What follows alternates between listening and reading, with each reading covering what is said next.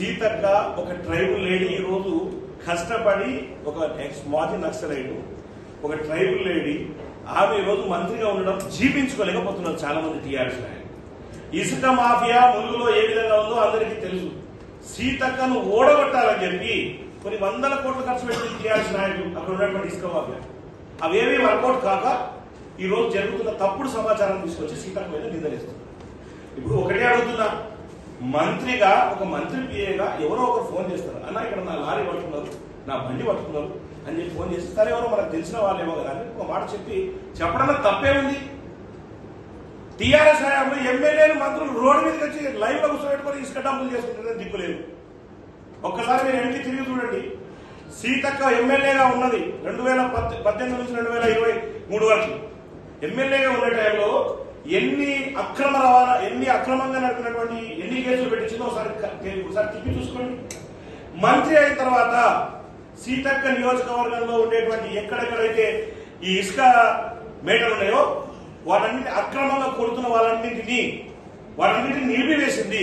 కలెక్టర్లకు strict instructions ఇచ్చింది. ఇది అవునో కాదో ఒకసారి క్రాస్ చెక్ చేసుకోండి. కలెక్టర్ ఎక్కడెక్కడైతే అక్రమ నిల్వలు ఉన్నాయో వాటన్నింటినీ కొత్త జీవో ఏదైతే వస్తుందో ఆ జీవో ప్రకారం కొట్టిన వాళ్ళకు మాత్రమే అక్రమంగా ఇసుక ఎవరు కొడుతున్నారో వాళ్ళందరి మీద ఉక్కుపాదం మోపింది. కాబట్టి ఆ మాఫియా ఏదైతే ఉందో ఆ మాఫియా ఒక రకమైన ఈ విధమైన ప్రపగండ సృష్టిస్తాం. ఒకటే ఒక మంత్రి గారి పిఏకి ఒకరికి సంబంధించిన ఏమైనా మాట్లాడితేమంటారు, రేవంత్ రెడ్డి గారు స్టిక్కర్ ఉంది అని. రేవంత్ రెడ్డి గారు అభిమానులు రోడ్డు మీద పోతుంటే 100 మంది ఆటో కూడా వేసుకుంటారు. ఆటో ఎవరైనా ఏదైనా పండు దొంగతనం ఏదైనా దొంగతనం చేస్తే రేవంత్ రెడ్డి గారికి సంబంధించిన అభిమానులు చాలా మంది ఉంటారు. లారీలకు సంబంధించిన వాళ్ళు ఏదో వేసుకున్నారు. ఎన్ని లారీలు 2 లారీలు ఉన్నాయి. అది వరంగల్కి సంబంధించిన వాడు, వాళ్ళకి సంబంధించిన అది. అందులో వాళ్ళకి ఇసుకకి సంబంధమే లేదు కదా. అయినా తెలంగాణకు సంబంధించిందే కాదు కదా. మనకు సంబంధించిన వాళ్ళన్నా మనకు సంబంధించింది. ఒకసారి ఒక మంత్రి పిఏ చెప్తే ఇంటారని చెప్పేసి వీళ్ళు పత్రికలు టీఆర్ఎస్ అందరూ అక్కడ జరిగినది ఏంటి, జరిగిన వాస్తవం ఏంటి, సీతక్కని ఏదో విధంగా ఇరికియాలని చెప్పేసి ఒక ఫోన్ కాల్ని అడ్డం పెట్టుకొని అది చూడండి అది ఏమన్నా చూడండి మనకు సంబంధించిన వాళ్ళంట అని చెప్పి జనరల్ గా మాట్లాడతారు. ఎవరైనా కూడా నాకు జనరల్ గా ఫోన్ చేశారు, ఇక్కడ చిన్న కొట్లాట అయింది, దాన్ని ఏ విధంగా చేయాలంటే ఎక్కడ ఎస్ఐ గారు అది చూడండి సార్, దాని పాస్పోర్ట్ ఉంటే చూడండి అది మనకు సంబంధించిన చెప్తారు. ఎవరైనా చెప్తారు. అది దాన్ని భూతాలు పెట్టి పెద్ద సినిమా చూస్తున్నారు. 70 సినిమా స్టార్ట్ చేసింది టీఆర్ఎస్ నాయకులు జాతకాలు వేడి తీస్తే 40 మంది ఎమ్మెల్యేలు అవుతారు.